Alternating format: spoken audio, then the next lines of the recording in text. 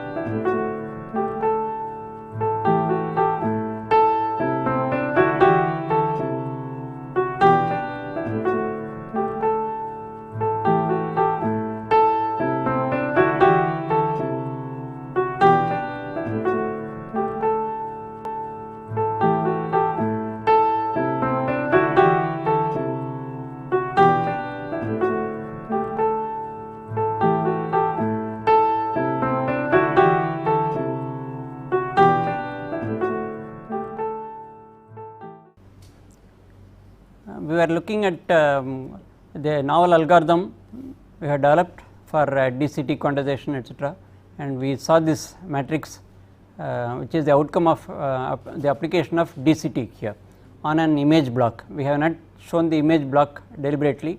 For each of these corresponding elements, it may be anything from 0 to 255, being 8 bit for the actual pixel values, and you will be normally you will be seeing some 156, 160 like that, all around that. It may be on an average as far as the input pixels are concerned, and this is DCT is nothing other than evaluation of 3 matrices C, X and CT, and that gives final result will be 8 by 8 matrix, which is what is shown here. And the very first coefficient, as I mentioned, is the DC coefficient, and see the value is quite high when compared to all other coefficients, and that is the reason why I was saying it is 8 times the average of pixels intensities put together. And so if you divide this by the quantization matrix, the matrix is also for every 8 by 8 matrix you will have quantization matrix. The first coefficient will be 8 corresponding to this term, and 16 for this, then 16 for this, and another 16 for this, then 19 like that, it goes 22 and so on until I think 84 or something.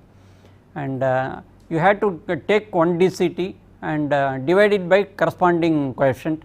In this case it will be 8. So 1260 divided by 8 and rounding it off, that is dropping after the all the fractions, what you will get is 157. It is not a rounding off, it is actually truncation. So if you want to recover this back, what all you need to do is just multiply that by 8, this value. What do you get after when you multiply? Do you get it back? No. So if you multiply this 8 into 6, 6, so I think it is 1256. So you started with 1260, but when you reconstruct, that is what is called reconstruction, you do not really recover what you have. So this is naturally quantization is responsible for this, because we are quantizing by 8. That means to say we take only every 8th value. So that is why we have here in this fashion, and this is naturally a lossy process involved, and therefore you can't really recover the actual, you can't reconstruct the actual image, but it will be an approximation of the image, but on most occasions it will be quite good. Sometimes you may be surprised to see a very good image constructed. and purpose of quantization is to create as many zeros as possible, that is what we have mentioned before, and which need not be encoded in VLC, variable length coding, and only these non-zero coefficients are actually coded and converted into serial bit and sent over the as a bit stream on the transmission channel. And this is just a sample block we have seen here. This is DCT coefficients as mentioned here, and this is after quantization. Quantization is merely division by another constant, a group of constants. So here these stages can be pipelined in such a way that one DCT-Q output can be generated every clock cycle, and this also I think we have seen there, and we will see little more later on. And once similarly inverse quantization can be computed by multiplying each of the 64 DCT coefficients by the corresponding quantization table values as per the expression. This is what we have already explained. Actually this is a quantization matrix, 8 by 8 matrix. Once again you can see UV correspond to the DCT coefficients earlier, and so here we recover the DCT portion. We start with DCT-Q, and if you multiply, earlier we divided by 8 in order to get the DCT-Q from DCT. Now we have to multiply by 8 in order to get the very first coefficient. Similarly for other coefficients 16, 19 and so on, and we will create the corresponding DCT value here, and this is the process of reconstructing the image at the receiving end, right at the decoder. The encoder decoder that we have seen before is also abbreviated as codec, and so here next step is we have still only the DCT coefficients available here.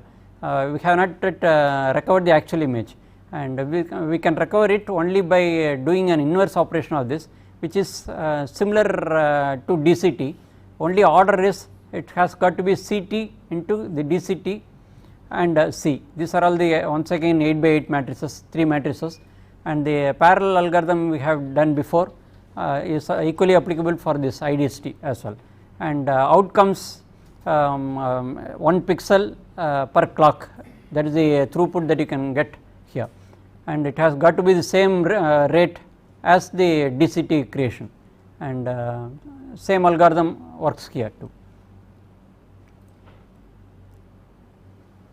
So now we will really start going into the design, and before we design any system that you want to design, so you will have to first have a overall bird's eye view.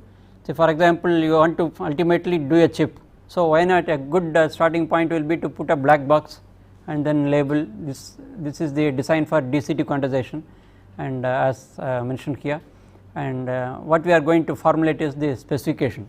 And now in order to communicate the image, what signals you will be requiring, let us examine that. See for example I can use a host processor in order to communicate this signal, I mean image, and this we need a very high throughput.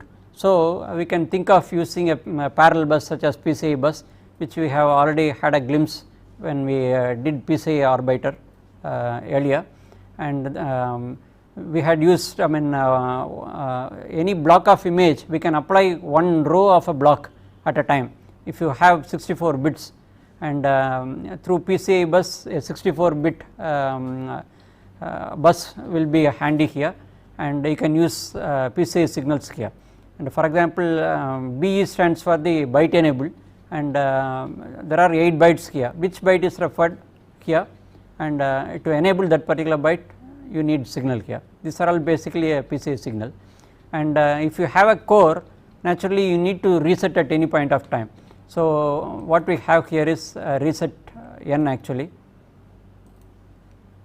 here, and this is standard in any of our designs seen earlier, and so once you have this, you can have you can communicate the image information from the host processor or from any other processor such as video grabber, which we have seen before, and into this DCT-Q, which is basically the hardware implementation after going through Verilog coding, which we are going to do shortly.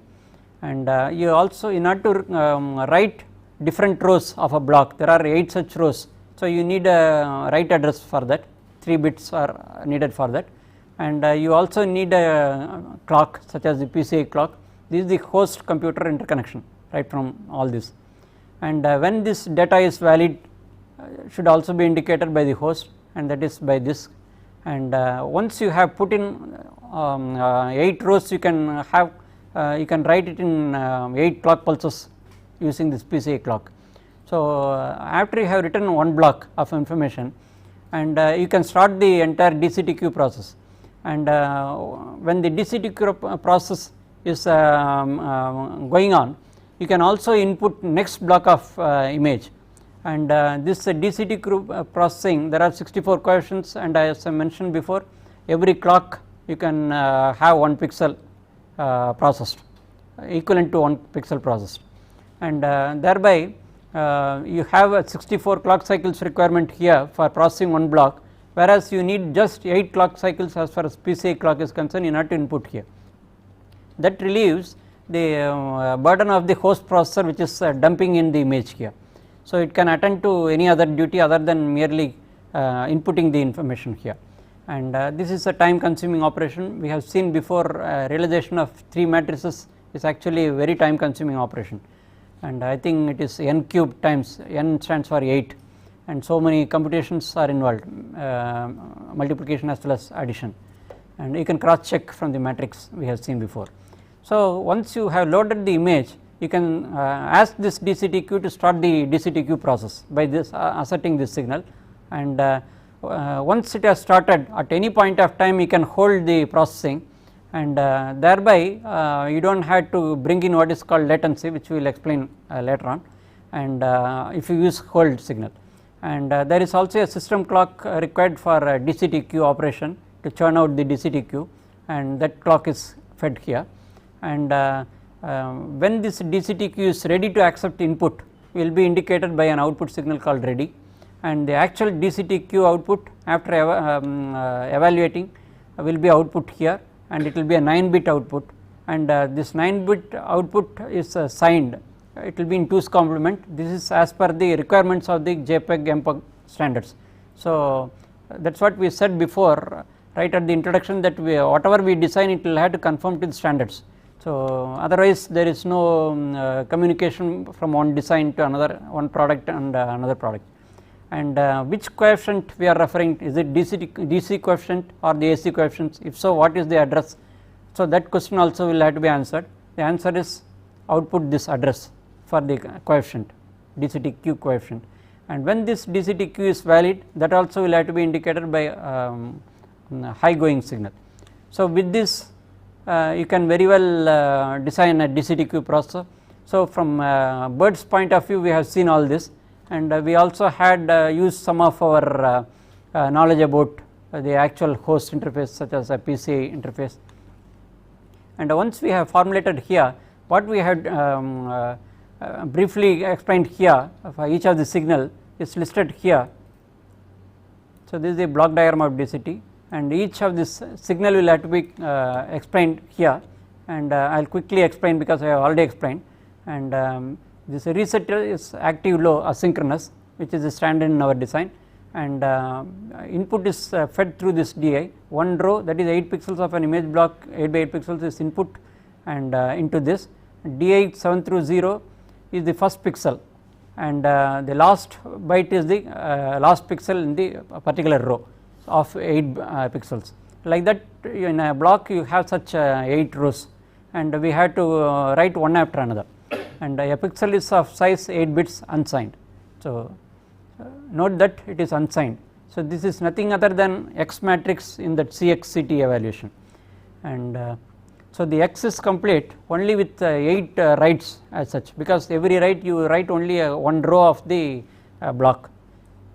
So, you have this byte enable here, byte enable B0 selects DI 70 and so on, the higher order is selected by the 7, and we have seen this also, right is the 0 is the first row address here, and 7 naturally is the last row address of the block, and image input synchronous clock, that is the PCI clock here, and D higher, I mean all the bits are written using this address, serving as the address synchronous to positive edge of this clock. So, we had to define all the signals when it really happens, whether it is positive edge or negative edge, whatever is the case, we will have to specifically spell it out. And similarly, data invalid, when the input data is valid, then we have start signal, and what they are, input or output are designated straight away here. Active high starts and maintains DCT-Q processing. Once you have started, you should not make it low, should keep it high. If you make it low, the whole thing will be suspended, and again it has to start afresh. So, every time you start afresh, you have to pay the penalty of latency. So, in this particular design, you will see that later on the latency is around 45, which is quite hefty, and why that, so we will explain later on. If deasserted and reapplied, latency will come into effect again, that is what we are saying, that this latency basically is applicable only for the very first block that we are processing. That means to say the output starts coming only after the latency time has expired, only after a delay it will start. Once it starts, 1 pixel 1 clock rate is maintained, so long as you do not make this 0. The moment at any point of time you make it 0, again that 45 latency will come into picture. So, if you want to avoid that one, a better alternative will be to use the hold, so that it freezes at the point where you left, and you can resume at a later time when the need arises by deasserting the hold. So, that is what is mentioned here. DCT-Q processing can be kept on hold, deasserting resumes the processing without any latency coming into play, and clock is the system clock for DCT-Q operation, and ready is the output signal. This indicates that the core is ready to, core in sense DCT-Q core, to accept image input block, and DCT-Q is the output in 2's complement valid positive edge of clock. Note that this clock is different from the PCI clock, that is for the inputting the image, whereas this is outputting the actually churned DCT-Q, and the corresponding DCT-Q address is furnished here. Address 0 is the DC coefficient, all others are up to 63 are AC coefficients, and when it is valid is indicated here by this, and also the validity of address here, and all these signals excepting reset n are all active high. So, this is the standard design. And now we will have a look into the architecture. So, the first step is we had to specify what we want, that is what we had done by describing different putting a block and then putting describing the signals, and they are the basic definitions. Once with this, and the undercurrent for all this is the implementation of the algorithm that we have seen before, that is the crux actually. What we are trying to do here is merely turn those that algorithm into a chip finally. So, just before prior to making the Verilog design, so we need to put a hardware structure here, and this is what is called architecture. The architecture will have to reflect the actual hardware that we need, and let us see here. We have already seen dual RAM designed earlier, and that is precisely what we are going to use here. So, I am not going in to describe dual RAM, and except for the signals merely to recollect what we had done before. So, and all this bold note are the pin configurations that we have seen before, a block diagram we have seen with all the IO pins there. So, that is what is going to be the final IC, that when you do it as an ASIC or FPGA, and those things are mentioned bold here within the architecture, because there are so many signals this in the architecture, and other than bold they are all internally created. So, it will come from some other module, and so these things we have already seen before. Input is applied here and through DI, and when it is valid byte enabled, and which row address we are talking about is here, and PCI clock at positive edge of the clock we input here, and it is a dual RAM in the sense we have 2 RAMs here, and first block that you have to put in will be put into the one of the RAMs, say RAM 1, and RAM 2 is to start with empty, therefore no DCT quantization will start, and after completing the first RAM 1 filled, so we will give a start signal, and that start signal is down below, which we will see later on, and this up to this we have seen here, and invalid is the data invalid, and you need 8 PCI clock cycles in order to write one image block. So, once that is done, we had to switch control from one RAM to another, that is done by toggling this R and W. This toggling of R and W must be by the DCTQ processor. This will be the signal internally created. You will see later on that it is coming from the controller, which we have will see here the design, and this is the system clock. And you also need in a dual RAM, you need not only to write into the RAM, but also read in order to process the DCTQ. So, unless you read, you can't process DCTQ, which will happen right from here, and for that you need again row address. So, again once again 3-bit address is required, and so the nomenclature read address. So, you are going to read what you have already filled in. For example, to start with, first block is written in RAM 1, and then second block is written in RAM 2. When this happens, concurrently you would have started this DCTQ, and from RAM 1 it is being read, and this is addressed by a counter created in the controller. And the controller is not an FSM realization as we have seen before in previous designs, it is a counter based design. You will see that it is very handy for where you need to address memories, registers in large number. So, counter based design will be very handy.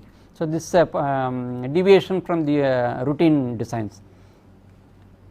And now, once you have filled and given a start for DCTQ processing, what happens is this read address is applied to this RAM 1, let us say, and gets the very first row and into this X here, and note that the row has only 64 bits, that is what is applied here, and corresponding to this what we are going to do is we are going to evaluate CX matrix. So, all this structure, the architecture will have to reflect this parallel algorithm we have developed before, and it is same nomenclature is put at strategic points for you to grasp what they are. So, only remember that one row of the image only is being applied at one point of time. So, at every positive edge of this clock we will keep on changing a new row. That means to say it is pumped at a very high rate of the system clock. So, that is the beauty of the pipelining, and as I mentioned before, we have 45 stages of pipelining which we will be examining as we proceed further. And first thing is we want to realize CX, and this is as you can recollect, it is the first row of the C matrix and then multiplied by the first column of the X matrix. That is what we have seen before, that is what we are doing here at this stage. And every time the C row remains constant for the next 8 clock cycles, including the first one, and only the X is going to change from the first column, then second column, and so on, in order to create one complete partial product row of the matrix. That is what you had earlier, and that means you had to change this one 8 times. So, every clock this will keep on changing, and at every clock you are going to do the 8 multiplication at one time. That means you need 8 multipliers. So, that is what is here, and we have seen the multiplier design also earlier, precisely the same multiplier. Therefore, this also will not be covered here, and you remember it is first input is unsigned. We mentioned before this X, which is the image, is unsigned, whereas C is the cosine. So, naturally it calls for a signed number, and that is the reason why we are using 8U into 8S multiplier, and there are 8 multipliers, and nomenclature as say different ICs you can identify as U11 through U18, and you need the 8 pipeline stages here. As you recollect, all our multipliers earlier were 8 pipelines. So, there are 8 pipeline registers here. So, any data going here will manifest only after a delay of 8 clock cycles, and that is what is responsible for the latency. So, here in dual RAM also we have seen in RAM which is being called by dual RAM, there is 1 clock delay there because 1 pipeline register was used there, and another pipeline in the top level dual RAM itself. So, this contributes to 2 clock cycles delay. So, there is a 2 pipeline here and 8 here. We need to keep track of all this, and I hope you will keep the count. So, 2 here, 8 here, and next was adder. So, out comes the result which is nothing other than Cx 8 products are available and they are designated as result 1 through result 8, and all of which need to be added, which we can use our previously designed adder, which is added 12s. You recollect that it is not registered. I mentioned therein that it is not registered for a particular reason. The reason is will be clear now. So that is because we have following register here, and what is the point in having a register here and one more register duplicating? So it is a waste of register there. So in order to avoid that, we dispense with the register here, whereas in the next stage you will see there will be a register, because following stage there is no register. So we have designed this also. In fact, we have designed all these 3 blocks. What we have not designed is this register, and you just keep track of this. This if you recollect, it will be 5 pipeline stages, 2, 8, 5, and here actually it is a group of 8 registers, and in fact there are 15 registers. When you go into Verilog code, we will understand why it is so. As basically to register all the partial product. First Cx created one row of a partial product P0, not P01 and so on up to P07. So all those will have to be registered, and each of this will be arriving at a different clock points. First clock you will get P00, second clock P01 and so on. So you have to keep track of all that, and then at appropriate time you have to register here, and there are registers designated as QR0 to QR7. Very first register is QR0, and that will be registered when the address for this one is given here, and this is derived from the controller. As I mentioned before, it is all based on counters, and second counter is invoked here, and it is a 3-bit counter, whereas the first is 5-bit counter here, 5 or 6-bit, I think 6-bit counter, right, of which we have used only the LSB portion, and let us see where we use the MSB. And here this is nothing other than address for the register what we want to have. So if it is very first P00, this address will have to be 0, for P01 it will have to be 1, and automatically all this controller, I mean counter etc. will have to run very synchronously. Even if you make one simple mistake, everything will be topsy-turvy, right, and these registers will be actually registered inside only with an enable control, and this enable control is the same as the enable control for the counter, which we will be seeing in the controller design. And this again is, there are 8 registers, so the data will go around all this only after 8 clock pulses it will emerge forth. So the total entire QR0 to QR3 is 7, which is none other than the partial product piece, and here will be available only after 8 clock cycles. So once with the arrival of the next clock, but we have already seen before, there is no relaxation as far as the input is concerned. Once the first block is processed, it does not wait, immediately it starts with the second process, and if you look at this, inspect this data bus here, you will see that there is incessant activity there. Every clock pulse some activity will keep on going, all of them are meaningful.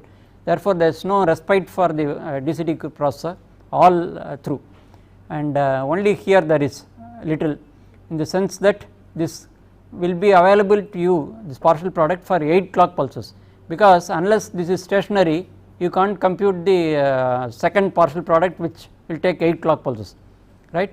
So if you do not have duplicate registers here, say I said 15 registers, you can't accomplish this feat. So because the first register will be overwritten and you lose what you have stored, which we need for further computation, so it will be overwritten. So that we do not want that to happen, and that is why we need to be very careful about this design. Although the design is quite simple, we need to take extreme care. And so the next step is, what we have seen before is Cx and one row of partial product only we have got here, and the total delay you remember is 2 here pipeline, and 8 here, 5 here, then 8 here.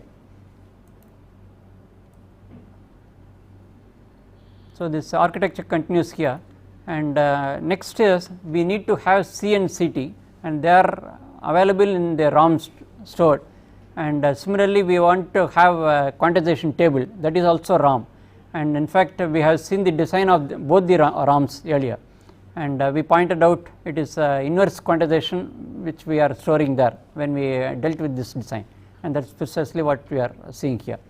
And for this, once again this address, you remember that there were two addresses. One address is derived from counter 1, other now note that one, this address is derived from MSB of the same counter 1 there.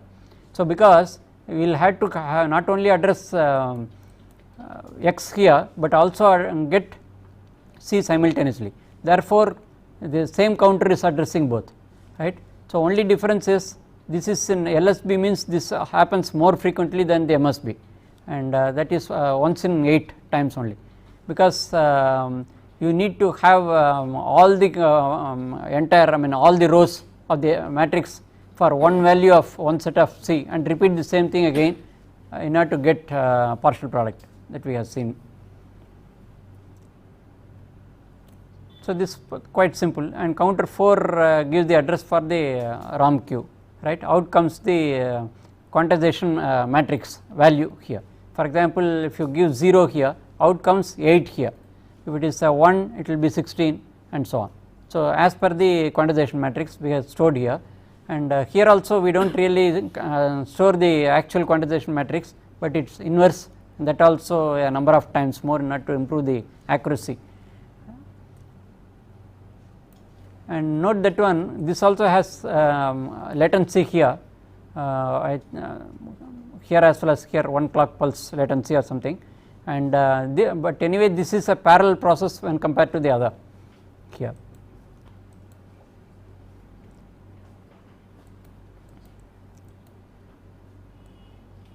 What we have done is earlier is evaluated partial product here, and that we feed in the second stage of multiplication. So for second stage of multiplication, note that we need a higher precision 11 here for this one, because QR0 to QR7 I have taken as 11 bits precision, and I have experimented with several bit precision and arrived at this one to give an optimum quality of the image, and in fact all through all the precisions have been arrived at after experimenting only.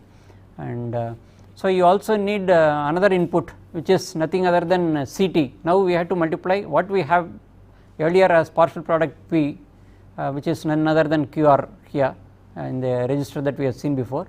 It's that is nothing other than CX matrix, CX one row of the matrix, and we need to multiply that row into the CT matrix in order to get the DCT. So we have to apply the CT here, which is none other than this same C ROM table that we have seen, and you need once again 8 multipliers as explained in the algorithm earlier, and designated as U21 to U28 here, and precisely the same thing you can see in the Verilog coding, and what all I have put here, the very same nomenclature I have adapted in the Verilog coding too, and all the signals, everything will be a 1-to-1 correspondence in the coding. And after this, what we have multiplied, and 8 results are there here, result 1 through 8, and all of this we have to add, and we need one more adder, which is 14 bit with registered output. This is what I have given as an assignment earlier, and hoping that you have done, and I am not going to show it anyway. I hope that you have already done that, and also you had to you are given assignment for this multiplier as well as this multiplier, and this multiplier is to create DCTQ out of DCT, and here this multiplier has this is nothing other than adding all this row into column multiplied here in order to get the DCT here. If you add, what you get is the DCT here, and DCT precision is 12 bits here, and this is as per the standards, and it is signed 2's complement form, and Q out is that ROM Q table we have seen here. This is the Q out, ROM Q. It gives the quantization value, and which we need to input to the multiplier in order to get DCTQ. DCTQ is actually a division of DCT by the quantization value, but division can be interpreted as a multiplication if you inverse the quantization value, and that is precisely what has been done here. In the ROM we have inverted the value so that we can use a multiplier there instead of a divider, that is all here. right. Once you multiply again DCT is 12 bits, that is the reason why it is 12s here, and this is just 8 bit precision, and once again a signed value is put, in fact unsigned is enough I think here, it might be unsigned, okay, you can correct that one, and out comes DCTQ 9 bits here.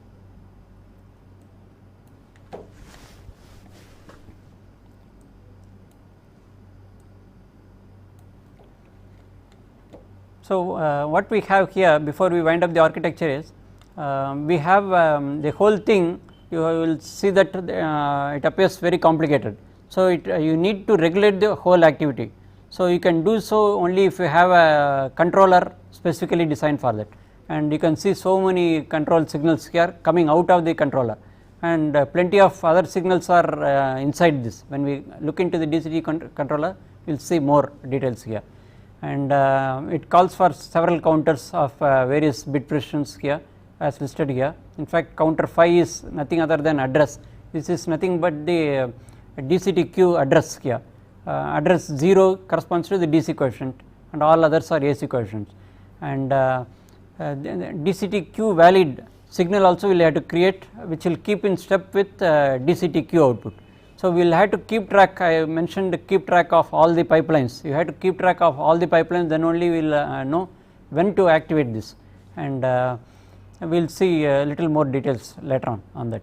And enable counter 2 was required for the DCT register, that for storing the partial product, that is what is here, and we also need R and W in order to switch from RAM 1 to RAM 2 in dual RAM, that is why this signal is here, and system clock for DCTQ processor is here, and you need a reset to reset the whole system, that may be internal registers which we need to reset, and in fact all the variables signals that we have inside will be reset by the standard always block, and you need a start in order to start the DCTQ processing, this is what I mentioned before and right at the beginning of explaining the signals, and you also need a hold signal, and ready is issued by the DCTQ processor, it is primarily generated here at the controller here.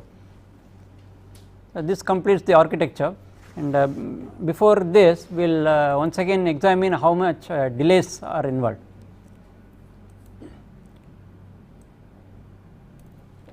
So, here we saw the 2 pipeline here, 8 here, then you just add all that, 10 here, then 5 here, 15, then 8 here, 23. So, this delay need not be reckoned because it is a parallel affair. So, how much did we count? 23, and that is we are looking at only the data flow, right. So, and here once again 8, 23 plus 8 31, then 6 here because register is involved. So, how much does it come to? 37, right, 37, and once again one more multiplier is there which is 8, so 45. So, out comes DCTQ only after 45 delay. So, every clock the whole thing is pushed one after another, you have seen just now the entire data flow, and this is what we meant by pipelining. You remember we have covered, and while designing multiplier we saw how a pipelining is, what the concept is. Now, we should appreciate better when we actually deal with the actual design such as a DCTQ. So, we have seen 45, we also need at intermediate points later on, we will come back to this later on.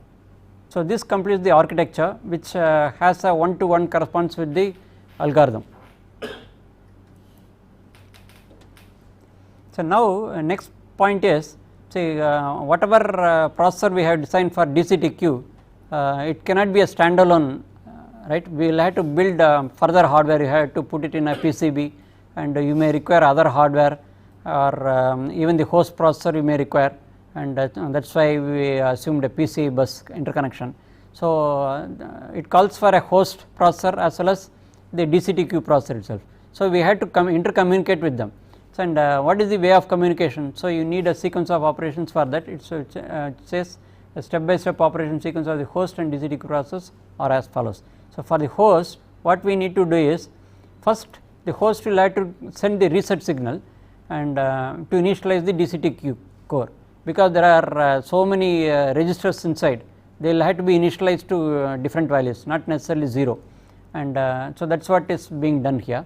And at any point of time you can always apply the reset. So once you apply a reset and start again, latency will come into picture, so take care of that. If you do not want latency, do not assert reset only right at the beginning when the system is switched on, or deliberately when the whole JPEG or MPEG is initiated. So at that point only you need to reset, and thereafter do not reset, and probably after processing one frame, if you feel like, you can initialize once again, and if the need arises. Otherwise you can use the hold signal, and you can do away with dispense with the latency, and thereby you will speed up the processing considerably. So an 8 by 8 block of image data, 64 bytes, is written by the host processor into one block of the 64 byte dual RAM in the DCT processor, 8 bytes at a time via the data bus DI. After ascertaining that ready is set, all the BE bits may be simultaneously asserted, PCI compatible with PCI clock as input clock, and DI invalid must be asserted while inputting the image data. It is quite plain, does not need any explanation. And the next point is the host processor issues start to begin DCT processing. Start signal must be continuously asserted for continuous processing. If you withdraw that one and apply again latency will come into picture, that is the reason. And fourth step is the last step for the first one, host.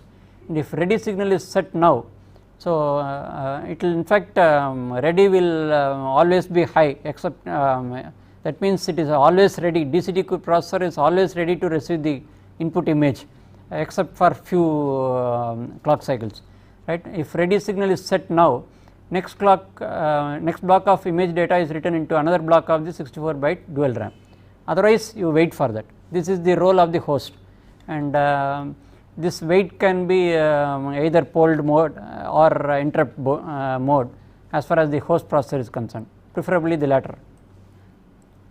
So there are two notes here. Steps 3 and 4, that the last two steps we have seen, are repeated for processing subsequent blocks in succession. So you have to keep on churning the same thing, and block after block you have to keep on writing into, and DCT queue will be processed simultaneously. The host asserts reset signal once at the beginning of processing normally. This is with the intention of eliminating latency. So with the exception of the processing of the very first block. Very first block has latency of 45 clock cycles, which we have seen just now, seen in the architecture, and subsequent blocks it will not be there, because every clock pulse it is actual data is being processed. And if you take a big picture such as what we have seen earlier, and we have some 1024 by 768, which will work out to be thousands of blocks, each block being 64 bytes. So naturally when compared to one frame wherein thousands of blocks are there, latency of 45 clock cycles is a negligible thing. Therefore I said you can even apply reset at every frame, even then it will not make any significant delay of processing. So however it may apply reset at any point of time, be it at the start of processing every frame, introducing latency for every frame, or when terminating the processing. Finally you wish to terminate the entire processing, image processing or video processing, then you need to do the assertion.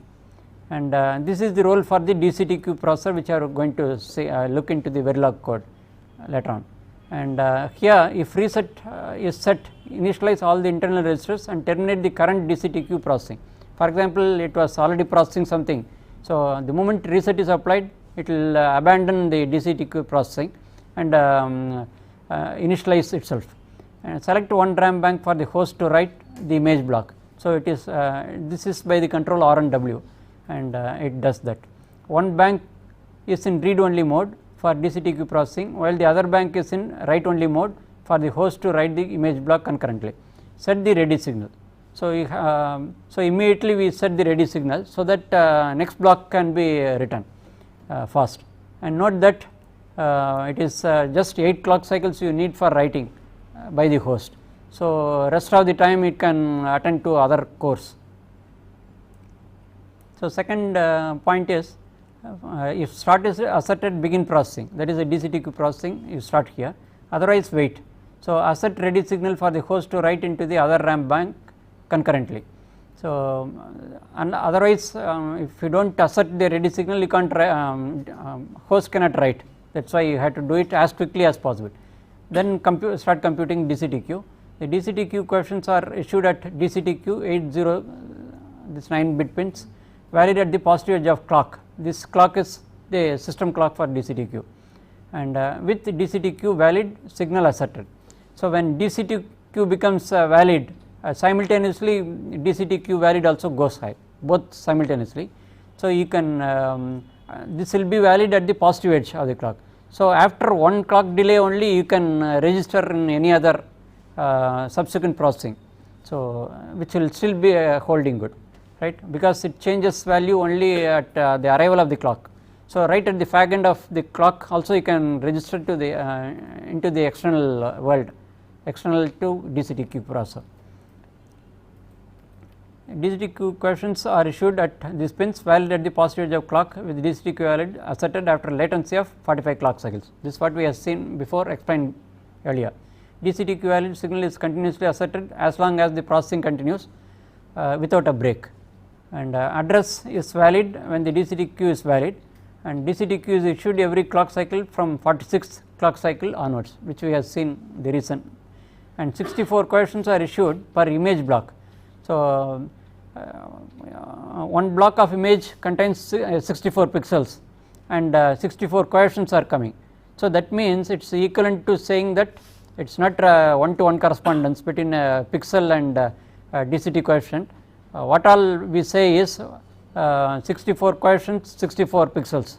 So, we can say one-to-one correspondence we have, and every clock one coefficient is issued. So, that is therefore, it is equivalent to saying that 1 pixel is processed every clock, and this is how we justify how it is processing 1 clock at 1 clock rate, right. And we have seen the entire architecture how it was doing as well as the algorithm, and explained how it was outputting at every clock. It is doing so for simple reason that every clock we are applying the input data. A fresh data is applied every clock, which we have already seen at the CX matrix input of the first multiplier, and therefore, whatever we apply will have to come out. So, at the same rate. So, otherwise everything will go completely in disarray, and 64 coefficients are issued per image block. This implies that one image block is processed in 64 clock cycles, that is what we have explained just now, 64 coefficients in 64 clock cycles. So, and once again 64 pixels are there. So, you can say that 1 pixel is processed at the rate of 1 clock cycle. The first coefficient, that is address is 0, is called the DC coefficient, and others as AC coefficients, others are 63 in number. So, we have a note here for this, say step 2, that step 2 is here, that is what we have seen here. This is repeated DCTQ computation, that is what. So, we had to keep on repeating this block after block, continuously process as long as start is kept asserted and reset or hold are not active. If there is a hold, this will be suspended. If it is reset, the whole system will be reset, right. So, and one more thing is not present, I mean of course, it is covered in this item 2, start must be asserted there, and this completes the interface, the intercommunication between the host and the DCTQ processor. If you have any questions, we can answer this your question pertaining to what we have covered so far, because we are going into the Verilog codes shortly. So, if you have any question, can I ask?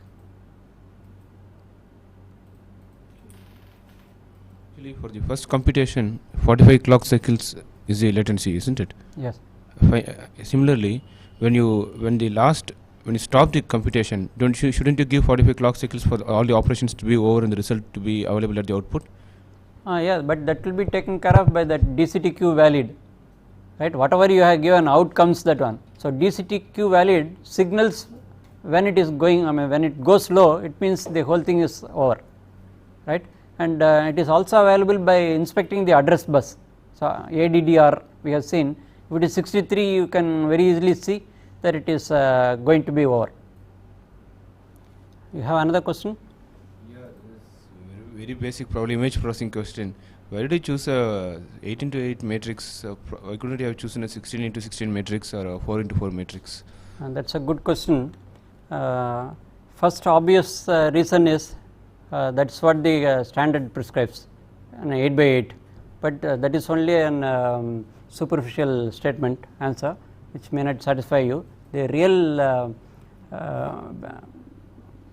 basic thing behind this is, see, for example, this is the realization of DCT, which is 8 by 8 matrices, 3 matrices, and we have seen that computation world is very high. As in your question, suppose we have used 16 by 16, what will happen? This will be huge matrix, each of them. Just imagine multiplying, how many multipliers you require? What will be the chip area? It will be exponentially increasing. So, it will soon become impractical. If it is instead of 8 by 8, had you used 16 by 16, it would have risen. I mean, chip area would be too impracticable. And on the other hand, if you go for 4 by 4, and you will have quality of the image deteriorating.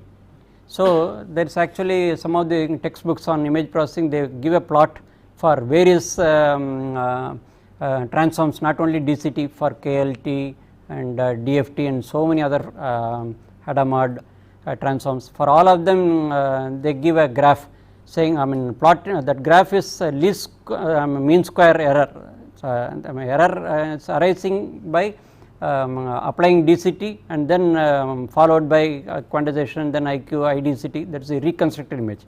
So, the error arising going through all this is you extract the mean square of that. So, if you plot mean square versus this number of blocks, say 4 by 4 or 8 by 8, 16 by 16, you will see that it has a least mean square. I think it goes something like that. If vertical axis is least mean square, and this is number of blocks, for example, first one is 4 by 4, then 8 by 8, 16 by 16, you will see that the curve goes something like this, and it has it touches for 16, no doubt, as you mentioned, for 16 by 16 or even beyond, it goes to the rock bottom. So, that is the mean square. So, from quality point of view, that is the best, but at what cost? I mean, skyrocketing chip cost, because more the multipliers, more the chip area. Just now we have seen 8 by 8 itself, 8 plus 16, had you put 16, 16, what will happen? 16, then 16 multipliers here, then another 16 there, and so on. So, more it is, more the chip area. So, but it gives a better quality, but what is the quality that you get over and about this 8 by 8? It is only a small fraction, because it is for 8 by 8 itself, this curve almost dips to the minimum. So, it is only a small dip further, right. This does not warrant, that is the reason why they have standardized on 8 by 8. Thank you.